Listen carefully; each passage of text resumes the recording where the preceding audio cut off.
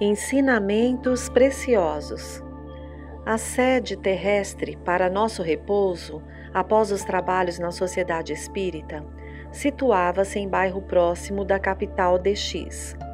Era o lar de uma afeiçoada trabalhadora da doutrina espírita, que cultivava o Evangelho e vivia-o intensamente. Não se havendo consorciado matrimonialmente, superou o clima de solidão, tornando-se companheira dos que necessitavam de apoio e de amizade. Portadora de aguçada sensibilidade mediúnica, percebia a presença dos espíritos com os quais dialogava mentalmente. Dotada de caráter diamantino, trabalhava em uma empresa de grande porte, de onde retirava os recursos para a própria manutenção, auxiliando inclusive alguns familiares e os irmãos do Calvário, com generosidade e júbilo. Contribuía em favor da divulgação do Espiritismo mediante o seu ensino, nos cursos ministrados na sociedade que frequentava. Discreta, era severa no trajar e no comportar-se, inspirando simpatia e afeto. Retirava periodicamente do seu tempo escasso horas valiosas para visitar e confortar os enfermos, especialmente os internados na colônia de Hansenianos em cidade do interior do estado, acompanhada por 2 abnegados amigos, José e Ângelo, também solteiros e dedicados à causa do bem. Aos domingos à noite, alguns amigos e poucos convidados reuniam-se no seu lar para estudo do Evangelho à luz do Espiritismo e vibrações intercessórias pelos sofredores. Nesses momentos, abnegados instrutores desencarnados, que se lhe afeiçoaram, acorriam ao clima doméstico para auxiliar e conduzir por inspiração os temas postos em discussão. A sua mãezinha, em espírito, recepcionava as entidades, desde o cair da tarde, quando vinham participar do ágape espiritual. Respirava-se ali, desse modo, uma psicosfera saturada de amor e de espiritualidade, rica de benefícios gerais. Por isso, o Dr. Carneiro de Campos elegera o ninho doméstico de Ernestina para nosso repouso durante as atividades programadas. Quando lá chegamos, de retorno do labor mediúnico, fomos recebidos pela veneranda senhora Apolônia, a abnegada genitora da nossa anfitrioa, que nos explicou ser aquela a data aniversária da filha devota. Ia-se comemorar o 50º ano de vida física, e fora-lhe preparada uma homenagem especial em razão da sua conduta moral e pelos relevantes serviços de amor praticados na terra. Muito jubilosos, aguardamos os acontecimentos que se desenrolariam na sala de refeições, onde se realizavam os labores dominicais dedicados ao Evangelho. Convidados de ambos os planos, permanecemos tranquilos, quando deram entrada Ernestina, parcialmente desligada do corpo, e a genitora feliz. A aniversariante não ocultava a satisfação, especialmente por ter em conta o alto significado daquele evento. Havia flores nos vários recantos da sala e guirlandas de mirtos enfeitadas com rosas, adornando as paredes que suportavam o teto. A jovialidade, sem estardalhaço, era a característica geral. Todos envolviam a aniversariante em vibrações de ternura, augurando-lhe felicidades durante as provas abençoadas no corpo físico. A reencarnação é teste severo para a aprendizagem superior, assinalada por incontáveis riscos e desafios constantes, que a podem pôr a perder de um para outro instante. O véu carnal, que obscurece o discernimento da realidade maior, impede muitas vezes, se a pessoa não é afeiçoada à reflexão, que se adote o comportamento correto diante das inúmeras pressões que confundem a razão e o sentimento, gerando muitas dificuldades.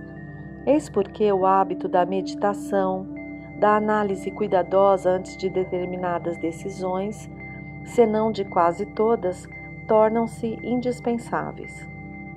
Pensar 2 vezes antes de agir, como assevera o refrão popular, é a atitude de equilíbrio. Estávamos dialogando quando deu entrada no recinto o venerando Dr. Bezerra de Menezes, que viera atendendo ao especial convite que lhe encaminhara a senhora Apolônia. Saudando-nos com carinho e nobreza, igualmente recebido com inexcedível alegria geral, mais ainda pela homenageada que lhe beijou as mãos, acostumadas à ação do bem, tornou-se o centro de todas as atenções. Decorridos alguns minutos, foi-lhe solicitado que fizesse uma oração gratulatória. Sem delongas, ante o silêncio e a unção geral, o benfeitor exorou ao Divino Mestre: Senhor, tu que homenageaste os nubentes felizes durante as suas bodas em Canaã, participa da nossa festa de ação, de graças e enriquece-nos a paz. Agradecemos-te os anos que se passaram prósperos para nossa querida Ernestina, ensejando-lhe crescimento espiritual, abnegação e iluminação da consciência. Sabemos como é áspera e difícil a ascensão e quanto é ensado de escolhos o roteiro carnal. A cada momento um novo encontro ou um reencontro de consequências imprevisíveis pode transformar-se em tormentoso desencontro.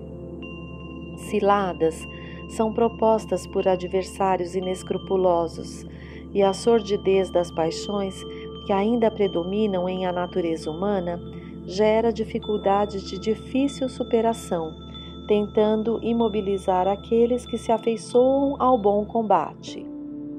Vícios que remanescem no comportamento ressumam arbitrariamente e provocam desassossegos, constituindo-se inimigos severos do progresso. Interferências psíquicas negativas que procedem da erraticidade inferior alteram a visão dos acontecimentos, propelindo as desventuras e insatisfações. No entanto, não faltam a inspiração contínua dos mensageiros do bem, os convites da natureza à harmonia, a dádiva dos amigos afetuosos, a tua ajuda serena. Graças a esses contributos, a tua servidora alcança a metade de um século no corpo físico, avançando sem ruído nem perturbação pela senda que palmilhaste. Ampara-a nos futuros cometimentos e defende-a do mal, como e onde quer que se lhe apresente. Agradecemos-te os júbilos dessa hora e, louvando-te, entregamo-nos em tuas mãos para a execução do programa da evolução a que nos convocaste. Quando silenciou, ouvimos suave melodia que dominou o ambiente, enquanto pétalas coloridas de rosas perfumadas desciam sobre nós, desfazendo-se no contato conosco, aromatizando-nos. Recordei-me que também nós, na Terra, houvéramos ultrapassado 50 anos de idade corporal em plena atividade espírita, e quanto nos havia sido valioso os janeiros que se sucederam, ensinando-nos a entender a vida, utilizando-nos de cada etapa com mais discernimento. Interrogando-me a respeito das atividades em curso, expliquei ao Dr. Bezerra sobre o novo projeto de amor direcionado aos gênios do mal e particularmente àqueles que cooperam com o soberano gênio das trevas. Gentilmente, ele estimulou-nos ao prosseguimento da empresa e, porque deveres imediatos o aguardassem, despediu-se de todos nós, seguindo para a desincumbência de suas nobres tarefas. O Dr. Carneiro acercou-se e convidou-nos a Fernando e a nós para que retornássemos à casa espírita, onde as realizações mediúnicas de socorro teriam desdobramentos, estando programadas para as 2 horas da manhã, portanto, em breves minutos. Rumamos alegres para o novo compromisso e vencemos a distância facilmente. Quando lá chegamos, o irmão Vicente comandava os serviços com presteza e ordem. Além dos espíritos amigos, que diligenciavam as tarefas, alguns dos médiuns encarnados e assistentes, bem como o adversário espiritual de Raulinda, aguardavam em silêncio. A jovem, também parcialmente desdobrada, mantinha-se sob tensão, em expectativa algo lúcida. No semblante conturbado, notavam-se as marcas dos conflitos que a aturdiam. Quando terminara a reunião e retornara ao lar, ao invés de manter o clima de otimismo do trabalho, voltara aos pensamentos pessimistas, derrotistas. Anteriormente diagnosticada como uma psicótica maníaco-depressiva por um psiquiatra e por outro identificada como histérica, aceitara as duas hipóteses sem esforçar-se para dar novo rumo à própria existência. Reconhecia que a frequência aos labores espíritas faziam-lhe um grande bem, no entanto, não conseguia a harmonia íntima que almejava. Apesar de crer nas manifestações espirituais, supunha que o fenômeno, por seu intermédio, era anímico, o que a levava a dúvidas atrozes. Lamentavelmente, ainda viceja entre as pessoas que acreditam na reencarnação, conhecendo, portanto, a causalidade dos sofrimentos humanos, uma ideia equivocada quanto às próprias problemáticas. Parecem anelar pelas soluções de fora e, porque não chegam conforme gostariam, entregam-se ao desânimo ou às dúvidas. Nossa Raulinda não era exceção. Esperava que o Espiritismo lhe resolvesse o problema de saúde emocional e lhe brindasse um companheiro fiel, amoroso, para sempre. Sonho esse, aliás, acalentado por muitas pessoas do sexo feminino como do masculino, no sentido inverso, resolvendo-lhes a questão basilar da afetividade. Acercando-nos da moça, o Dr. Carneiro de Campos comentou: sem dúvida, como decorrência de atitudes levianas do pretérito, a nossa paciente apresenta algumas síndromes do fenômeno histérico, associado ao transtorno psicótico maníaco-depressivo. O seu perseguidor foi-lhe vítima da insensatez moral que se imprimiu nas tessituras sutis do perispírito e que ora se manifesta como insatisfação, crises periódicas de contrações, paralisias e nevralgia uterina. O fenômeno fisiológico está intimamente ligado ao distúrbio psicológico derivado da consciência de culpa. Esta impõe a autoflagelação e perturba as atividades nervosas normais, dando surgimento aos estados de desequilíbrio.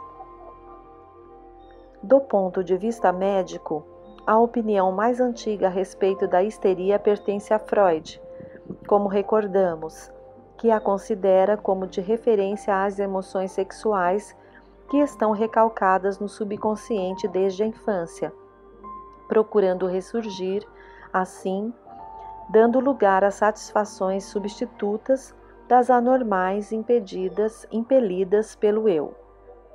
Charcot, por sua vez, estudou-a detidamente, chegando a conclusões hoje não aceitas por algumas escolas, após as observações de Babinski e outros, que demonstraram ser a histeria o resultado de sugestões provocadas ou autossugestões, denominando tais fenômenos como pitiatismo.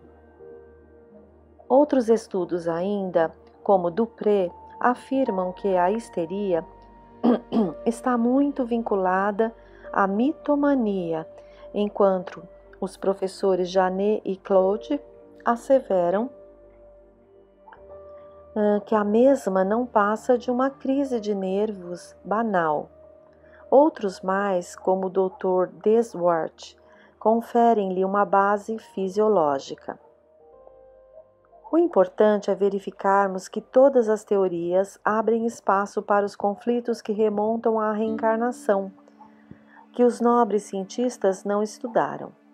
Se o conflito histérico dorme no subconsciente desde a infância, no conceito de Freud, seria de pensar-se na possibilidade da sua pré-existência ao berço, como herança do espírito para si mesmo.